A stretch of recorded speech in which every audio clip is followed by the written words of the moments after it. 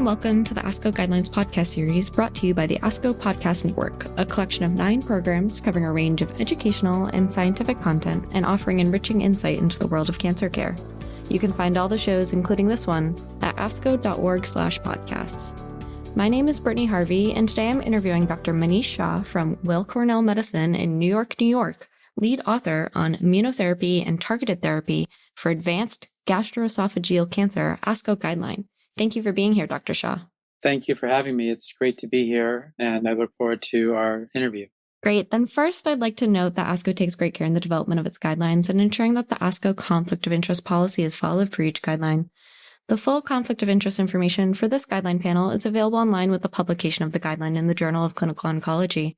Dr. Shah, do you have any relevant disclosures that are directly related to this guideline topic?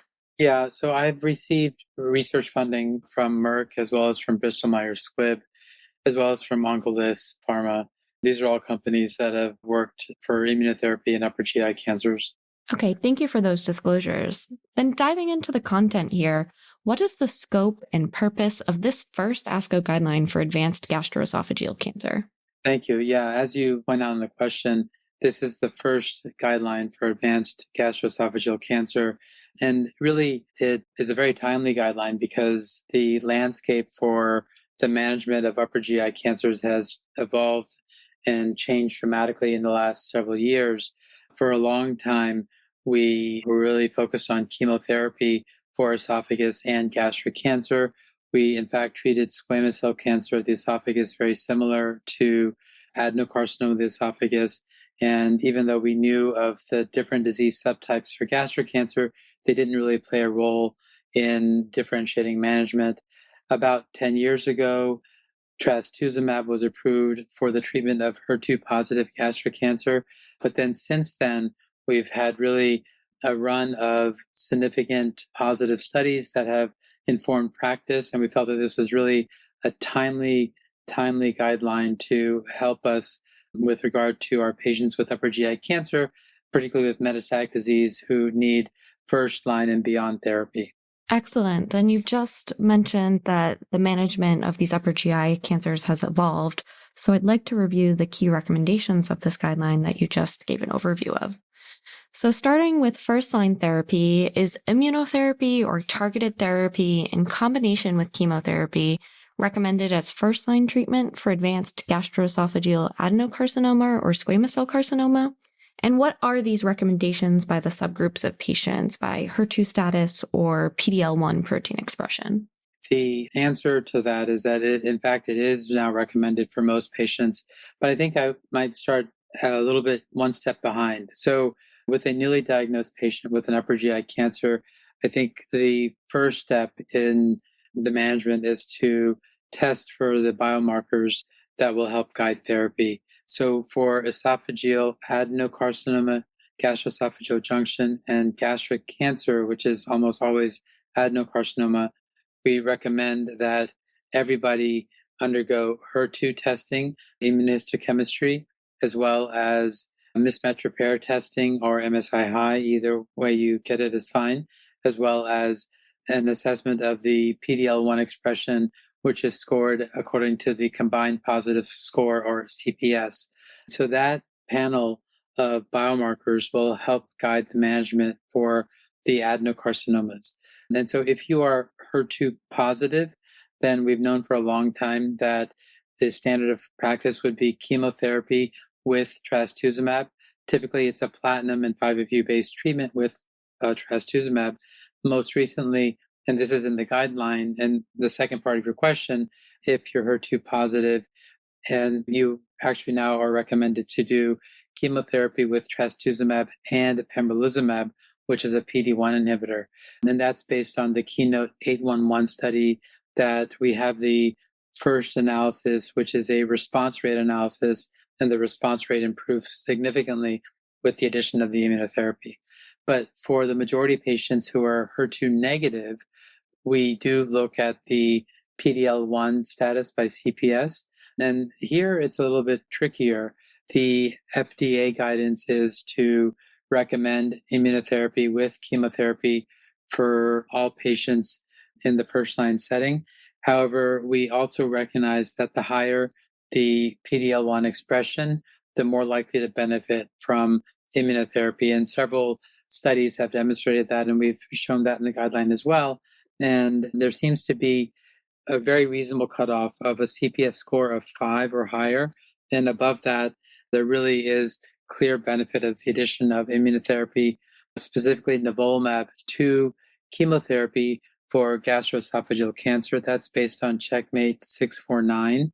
And then for esophageal adenocarcinoma, the additional recommendation is the addition of chemotherapy with pembrolizumab for a CPS of 10 or higher. And I think for CPS 0, most of us really felt pretty strongly that there was really no role for the use of immunotherapy, because remember, these drugs do have some side effects that, although rare, can be really debilitating. And then there's an intermediate category of CPS 1 to 4. And here, I think you have to use a little bit of a judgment call. We didn't recommend it in general, but did suggest that that would be more of an individual use basis. And the judgment call is that if the CPS is 4, if you showed the slides to another pathologist, it's very possible it could have been a 5.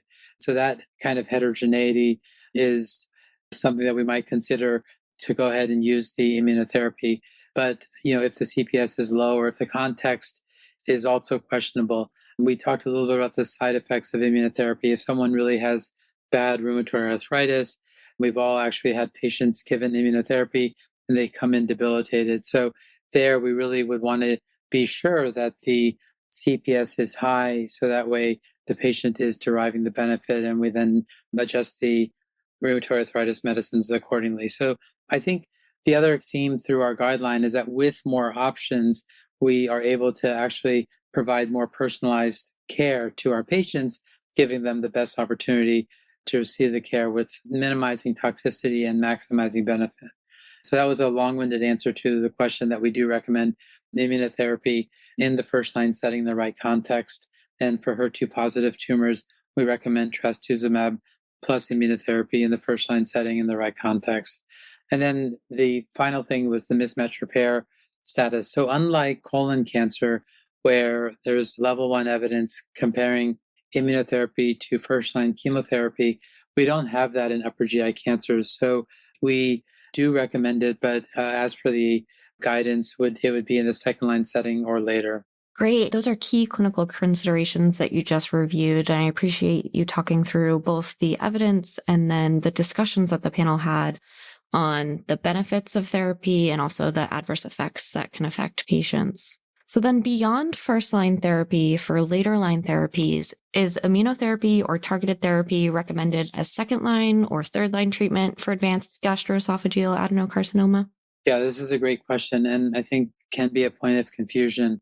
So for a long time, immunotherapy, specifically pembrolizumab, was approved and indicated in the third-line setting for CPS 1 or higher patients. The FDA actually removed that approval, and so it's no longer indicated in that setting. And most patients will have gotten immunotherapy in the first-line setting, and as of now, there's no data that suggests that continuing immunotherapy or re-challenging with immunotherapy would be of any benefit. So in general, the answer is that we would not use immunotherapy beyond first line. I guess the one caveat is if your CPS is low and you didn't receive immunotherapy in the first line setting, but you happen to be MSI high, then certainly that would be an indication to use immunotherapy in that setting. But I think that would be a pretty rare event. So if you use immunotherapy in the first line setting, then there's really no role for continuing or re-challenging with immunotherapy in the second or later line settings. But that's an active area of drug development. And we think that there will be an opportunity in the next few years for combination strategies to salvage people who had immunotherapy in the first line setting. So in terms of second line and beyond, the other area that we should talk about is in squamous cell cancer. So squamous cell cancer is a little bit unique of the esophagus. It is more sensitive to immunotherapy than adenocarcinoma. And in fact, the guidance is to use immunotherapy either with chemotherapy or as a doublet, nivolumab and ipilimumab. in the first-line setting for most patients with squamous cell cancer. If, however, immunotherapy wasn't used in the first-line setting for squamous cell cancer, it is indicated in the second-line setting as nivolumab monotherapy. So that would be one distinction between squamous cell esophageal cancer and adenocarcinoma of the upper GI tract. Great. I appreciate you reviewing those considerations for later line therapies, and we'll look forward to more research in this area in the future, as you just described. So then, thank you for reviewing all of those recommendations. In your view, what is the importance of this guideline and how will it impact clinical practice? So this is an important guideline because, as we've talked earlier, there are lots and lots of options for patients, and we think that the guideline will help frame the discussion on how to best manage our patients in the first line, second line, and beyond.